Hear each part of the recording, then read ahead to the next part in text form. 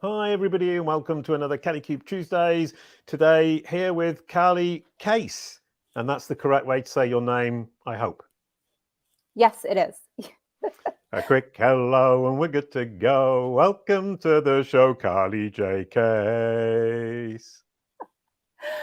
What a beautiful singing voice you have. I love that. Thank you so much. And it's a really silly little tune that I created, and it's so simple I can't forget it. And I've now sung it, I think, what is it, five or 600 times? Well, I am so glad to be on the show and be here today talking with you, Jason. I can't wait, and I am ready for my brand SERP. Oh, brilliant. You know all about the start of the show. Yeah, we'll be talking about marketing with conversion content, the SPARK acronym that you're going to explain. I'm really excited because we need to do this better at Kalicube. So we're going to be picking your brains for Kalicube as much as for the audience. But before that, looking at the first screenshot, I realized, because you really helped us promote this and you created a page on your website, I realized that logo, although delightful, doesn't make for an immensely wonderful on-page experience. It doesn't look great.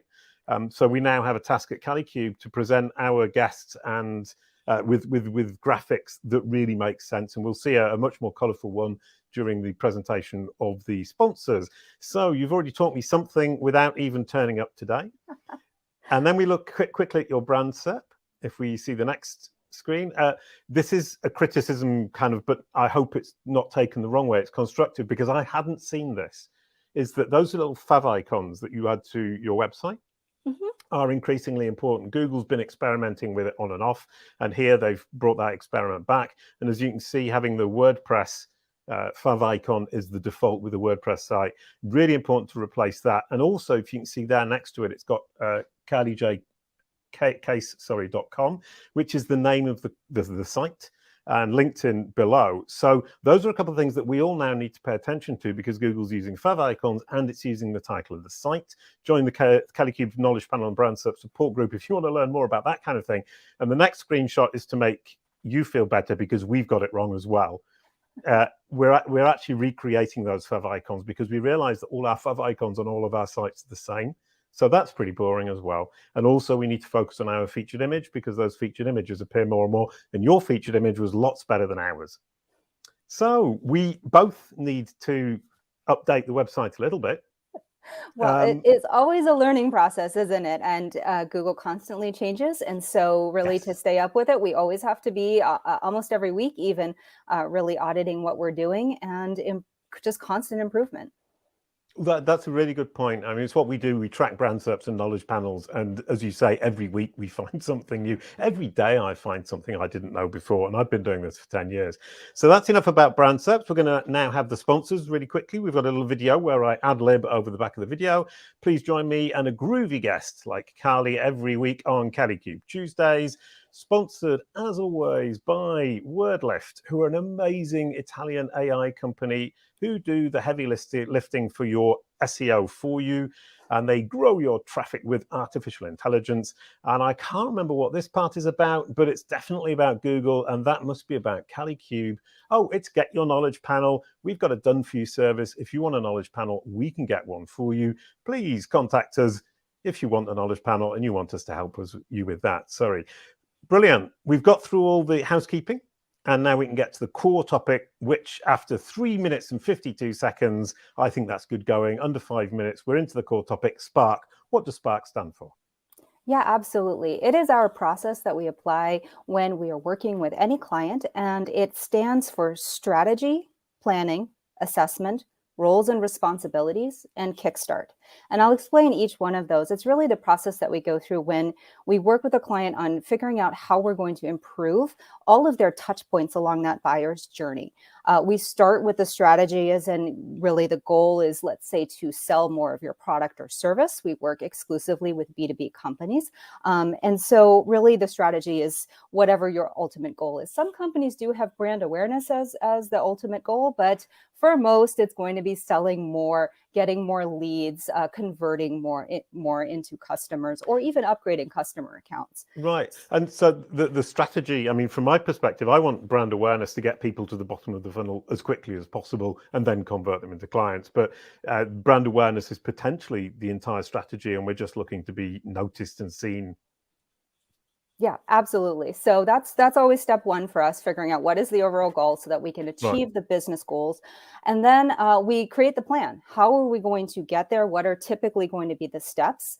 And then we do an actual assessment and audit of where the client is. And so this is actually a little bit different from other agencies that might start with a full-on audit. Many of them say, talk to us and get a free audit of your systems or your operations or whatever it is. They start with an audit. The problem is when you start there, instead of the overall strategy, you can bring in a lot of extraneous noise and get your team really focused on the wrong things. So we want to really focus down on what is the strategy, what is the plan, and where are you at? What gaps do we have to close to hit those KPIs in the plan? All right, and so that's actually a triplet, because you've got 5 things, but the first one is that what would you call it? The foundational work is strategy, process, and audit. Yes, absolutely. And the thing is, I've spent over 20 years in marketing and the last 7 in sales enablement as well. And what I've seen a lot in companies, at least in the B2B SaaS space, which we have a lot of expertise in, is they complain that sales and marketing are misaligned. And it's really coming from the idea that marketing and sales are 2 different things, never the twain shall meet. And the customer experience going from the marketing, like the landing pages, the website, their experience on the front end, once they start talking to a salesperson, starts to be very different and full of friction. The message is not aligned between the 2 organizational units in a company. And so what happens is that customer journey becomes very split up, full of friction, painful. I think you have probably experienced trying to buy anything, especially when it's services or software online. That experience is often very misaligned. And what we strive to do is make sure that that experience is very smooth from start to finish, all the way to becoming a customer, upgrading, adding features, and adding more seats to your account. That's really key, making sure that experience is very, very consistent throughout. And the only way to do that is to really focus in on that part and not bring in other parts and pieces of the business that affect it, but really make sure that your assessment is confined to the overall strategy that you're laying out. Right. So one important thing is to take the entire website in its totality, all of the marketing we're doing, or sorry, just the website, or all of the marketing around the web? All of the website, all of the marketing we're doing, including the website, all of the assets that a customer may touch in that journey. Everything that they see, from social media to ads to their brand SERPs to everything, the one-pagers, case studies, customer testimonials, YouTube videos, every piece of content that is out there that someone may interact with is a moment for them to understand your brand, your offer better. And it's often very different from piece to piece, depending on what department in your company is producing it, at what time it was produced, and what segment of the market you're speaking to. Right. There are a couple of things that strike me there. One is the department that created it, and you've got these different departments who don't talk to each other. Another is what time it was created, i.e. stuff that's old from a year ago may not align to today. Is that more or less correct? Yeah, we see that a lot, especially in the last several years. Many companies in the B2B space have started to evolve to offer a more B2C function, a self-serve function for people to go to their website and actually see a product demo on the website, or sign up for a free trial. That was very much seen in B2C software and tech before, but B2B often used the sales team to sell you a product. And now B2B is incorporating a product-led growth, a PLG motion, where someone can self-serve their knowledge and their needs from the website. And so websites have to be very robust nowadays. And they're finding that the information that has been put out there so far in the market has been very much once you click this button, you will get a meeting with our sales team and you will talk to our team who will devise the right solution for you. That's no longer valid in these new ways that they're going to market. And so all of their content has to be updated to reflect that it's now much more of a self-serve option, Right. much more of a self-guided journey that people can go on. Oh, here's an interesting story. Well, I think it's interesting, is we've actually done exactly the opposite pivot. Is that we've had to go through all of our content, and we still haven't finished, and change it from self-service, have a go, to contact our sales team. And the reason for that is that I thought the Kalicube Pro SaaS platform was relatively simple, and people got really lost. And so the self-service idea didn't work. So I've actually had to roll all of that back and now say, you're going to have to contact us because we have to walk you through it. Yeah, yeah, and so that is completely legitimate. There are companies that have to go the other way. They find that self-service might change the value perception for their customers, or Very good perhaps point. perhaps the technology behind it is just too complex and creating too many points of friction in their business. So in order to make it simpler, it's just talk to sales. Yeah, and we had both those problems. One is the technology was too complex, and the other is that the people didn't understand the value. Mm-hmm. Mm-hmm. And so it was being underestimated, if I can put it that way. And people would say, well, it doesn't do very much. And the answer is it does a phenomenal amount. It's just you haven't understood. And the point I was making was that we actually had to go through and change all of that content, and it's a huge task, even with our small sites. It is such a huge task. Businesses are very burdened by this. We're heading into an economic downturn right now, and businesses are looking for ways that we can cut costs. How can we survive during this period? And honestly, the modern buyer really wants to do it themselves. A lot of them want to just be able to see the product demo when they want to see it. They don't want to have to talk to sales. They don't want to have to go through a complicated qualification process. They just want to try out your product and see what it's like. A lot of people are like that. And so a lot of companies are having to shift to that motion. But everything out there that they've put out there up until now doesn't reflect that. And so it is an enormous process to overhaul it. And you have to have the same person, team, department looking at it all in totality so that the message is very consistent start to finish, especially when it comes to that customer onboarding collateral. As you mentioned, user adoption is very key when it comes to software and of course, managed services. Right, I mean, but the audit is a huge job. Do you do it manually, going through it page by page, or do you crawl it with a crawler, a web crawler, or something, a platform like SEMrush or SE Ranking? Yeah, it's a combination of tools and manual process. We have a number of content specialists who go through it, and then we have a marketing specialist who ensures that the language is consistent piece to piece to piece. It can be very large, and it can be touching a number of systems and technology. And so we are technology agnostic, and we do as much as we can utilizing tools and automation to do it, but then also having that manual human touch to make sure that we haven't missed anything. Right, okay. But if I wanted to do it, what kind of tools would I be looking at? Yeah. So if we're talking about an entire content refresh, it's going to be certainly defining the keywords that are key to your new approach. And then, of course, using a tool such as SEMrush to identify pages and instances of keywords that need to be replaced. It takes often a manual human review of those pages to make it make sense. We utilize AI copywriting in some cases to generate paragraphs, and then, of course, another manual review, because it's not always good for Google and good for humans to be reading stuff generated by AI. It can get you part of the way there, but we always say the last part is human. A friend of ours, Andrea Volpini from WordLift, says, keep the humans in the loop at all times. Yes. Someday, perhaps the machines will take all of our jobs, but certainly not yet. Oh, a nice piece of promotion for SEMrush there. Yeah, absolutely. And so we really enjoy creating that consistency across the board. It is a very big lift, and it is something that we have to do in 2-week sprints to really focus on. Okay, we're going to do all the landing pages now in a 2-week sprint. We're going to do. So you're actually just answering the question I was about to ask. Is you break it into chunks of types of pages as opposed to categories? Yeah, exactly.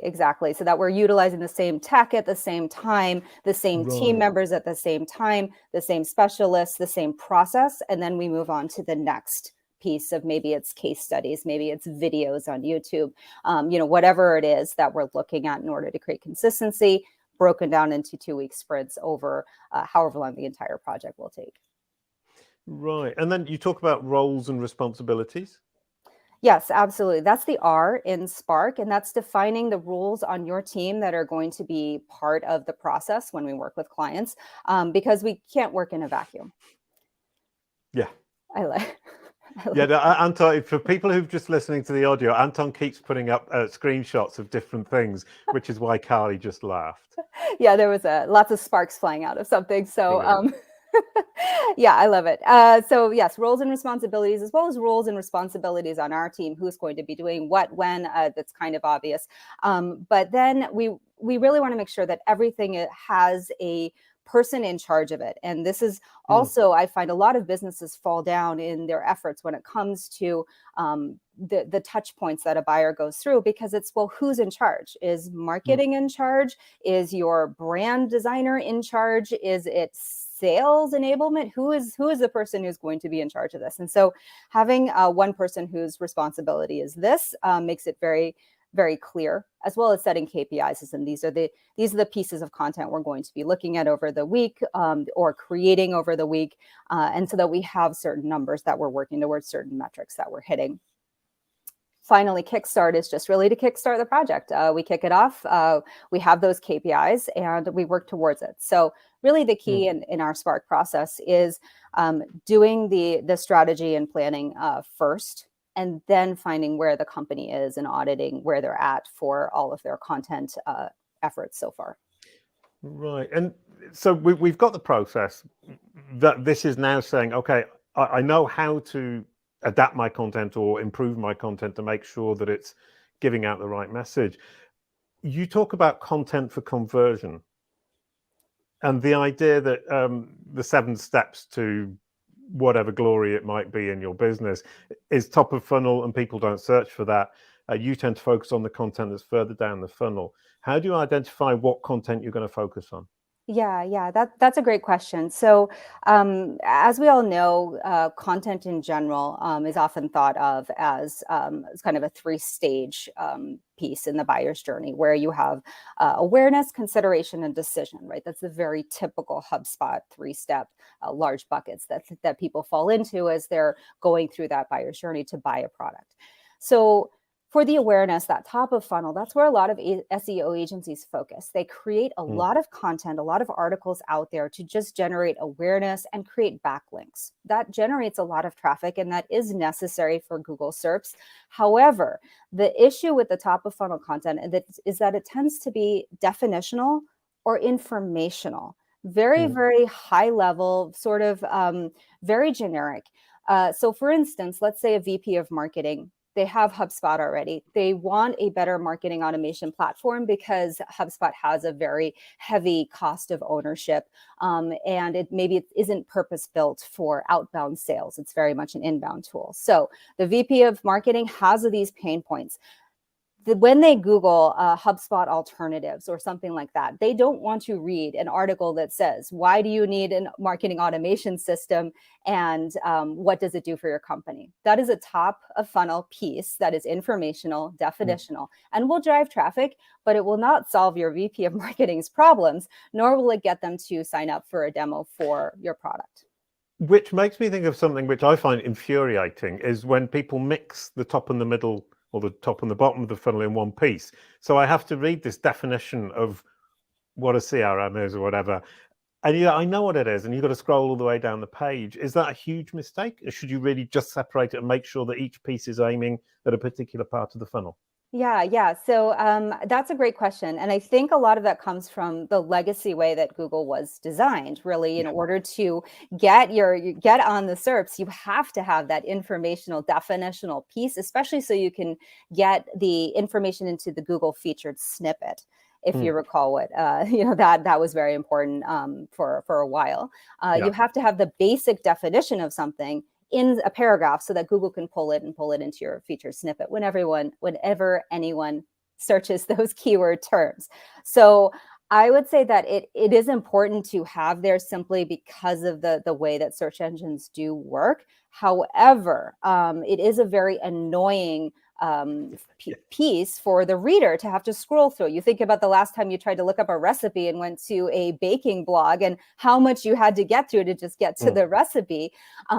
So a lot of these blogs employ jump to recipe. And I'm very much of a fan, even for B2B, to use that feature, like use a table of contents in your blog piece and jump to the part that the VP of marketing really cares about. Yeah, no, sorry, but that really does make me think. We just did a case study for Microsoft Clarity because we installed Microsoft Clarity after we installed it, and then we looked at what was wrong. Why weren't people reading the articles? And what we realized is that there were lots of dead clicks, but people were selecting quotes or things that they wanted to read. So we started extracting quotes. That was the first win. And the second was that when we put the table of contents in, people would skim read the table of contents and scroll straight to where they wanted to go. And it was hugely effective for a live time on page. I can't remember what it's called, but the fact that people are interacting with the page and actually reading it. Table of contents is huge. Yeah, it's a trick kind of, but it's basically giving people what they want. That VP of marketing wants to know how to reduce operational load for HubSpot and how to get a CRM that's going to be a useful outbound sales tool. They need to skip to that part and skip over the part that Google needs, the definitional part, but they need to see that bottom of funnel content that really gives them like a product comparison table, really, maybe an ROI calculator, something like that is going to be much more valuable to a person who has a pain point, who is doing these long tail keyword searches and is looking for a solution for their problem. So that's what we define as conversion content. It's content that takes someone and gets them to take an action that shows that they're interested in finding out more. So subscribe to a newsletter, click a talk to sales link, click get a demo, watch your product demo on your website. Whatever it is, we want to create content that is always the goal, that gets someone to take the next step in that buyer's journey and find out more. Which is the crucial point. Sorry, and there are a couple of questions there. I need to decide what the next step is for that piece of content rather than putting multiple opportunities or multiple options. Multiple options, bad idea, good idea? I actually am a fan of multiple options because you never know at what stage someone is when they come into your content. They may be very, very early stage. They may be very cold. And so I am very much a fan of creating intelligent navigation or opportunities for them to kind of start with your brand, start here, like that kind of concept that you build into your blog posts, your YouTube channel, whatever it is that you're doing, so that people completely new can start at the beginning. But those that are further down the funnel, I also want to be able to create journeys for them too. And the only way that I understand what they need at what time is actually, it's a multi-pronged effort. It's understanding the keyword searches that are coming into your website and behavior on your website by looking at paths through your website. So Google Analytics, mixed Microsoft panel Clarity. stream data. What was that? Microsoft Clarity, which is like Hotjar but free. Yeah, oh, that's even better. I love free tag. This is my favorite thing. It's huge. It's absolutely brilliant. And in fact, Microsoft created it because they missed the analytics boat. They're now doing the on-page analysis Hotjar competition to get that data. So they're trying not to go up against Google directly on analytics, but they're doing the Clarity to get their space. So anyway, that's a side topic. But so the multiple choices, and I was thinking, I was actually on a website the other day, and I saw their brand name on social media. I knew vaguely what they did, searched the brand name, clicked on a link, and when I got to the site, they assumed I knew exactly what it was they were offering, and I couldn't figure it out. Yeah. And that is very common because you have people who are way at the beginning. They just see something random that you put out there. They have no idea who you are, none at all. And then they get to your website and it's filled with jargon. It's filled with just this sense of treating them as if they are middle to bottom of funnel. And you've now lost these people who are not necessarily in market, but they're that cold traffic that is coming in and starting to warm up to you. And so that's why I'm very much a fan of creating these multiple journeys throughout your website for people at different stages so that they can become part of your world. And then it's up to me to decide each individual piece of content, which majoritarily, which section of my audience is it aiming at, top, middle, or bottom of funnel, and then give them the options that makes most sense to them, but still provide them with the options of going all the way back to the start. Yes, yes, absolutely. And this is also done, by the way, not in a bubble where you're just deciding everything for people. This is done in tandem with your customers. You need to be getting that customer feedback loop to really understand for them, what are their pain points? What's most important to them? Did this case study help answer your questions? Was this use case applicable to you? It's really having customer conversations to make sure that you are accurately capturing what they need at each stage and serving up what they need before they get to the next stage. And that's really key. And that's something that a lot of companies don't do, is have that frequent feedback loop with their customers to always improve their content and the journey that people go through. Yeah, and does that mean having a form at the bottom of every single article saying, did this help you? I mean, I see that a lot. Do you like it? Did it help you? Was it helpful? Whatever. Bad idea, good idea? That's a very hands-off approach. And so I wouldn't recommend that as a blanket recommendation. Really having actual conversations one-on-one with people, I think, is key. And so it's not just a faceless survey. It's actually, putting that human element into it to really understand their pain point and their experience up until now with your company. What would have helped them better? What would have helped them make a decision faster? Understanding that from them and trying not to ask those leading questions like, hey, check out this landing page. Did it help you? That can definitely skew your results. So getting good market feedback is key. And there is a book I absolutely love. I recommend it to everyone, and it's called The Mom Test.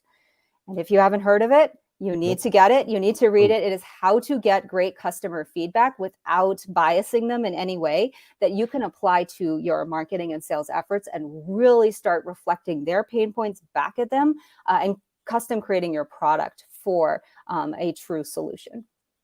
Right. Oh, I like that. That's really, really interesting, because those leading questions, you get them all the time.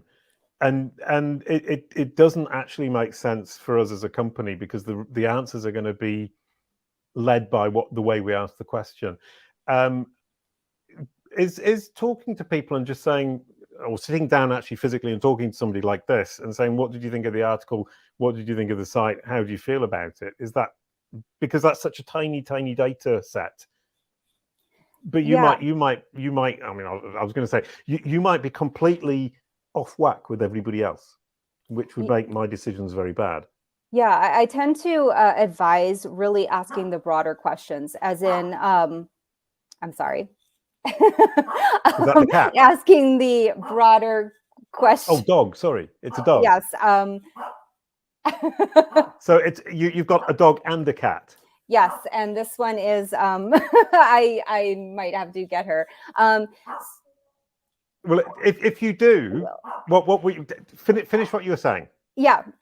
So it's really asking the broader questions that is the most important, as in, what are your pain points? What do you need to solve them? What do you need to know to help you make a great decision? Asking those broad questions and getting that is going to be really key. And then after you have that baseline, starting to show some of your content to that customer and saying, did this answer that pain point that we just talked about? What else can I do here to make it more specific to you and your use case? Things like that. Brilliant. That's absolutely delightful. Thank you. I mean, it's a really nice way to end it, because we've got all the way to the bottom of the funnel and we've got the person what they need for the situation they're in, and we move them on to the next step. That was brilliant, Carly. Thank you so much. It's going to be helpful to us and helpful, I'm sure, to the audience. Thank you, everyone, for watching. Now we're going to announce next week, which is Ash Nallawalla. Why enterprises need a CWO, a Chief Web Officer. He's absolutely delightful, and he provides a great argument for why companies would need a Chief Web Officer, and potentially how you can convince the CEO or the shareholders to appoint a Chief Web Officer to look after the web aspect of a business. Could you pass the baton, please, Carly? Yes, absolutely. So this is me passing the baton, the virtual baton, to Ash Nallawalla. He is an author and SEO expert, and I cannot wait to hear him talk about why enterprises need that CWO. It is absolutely key, and you will not want to miss it.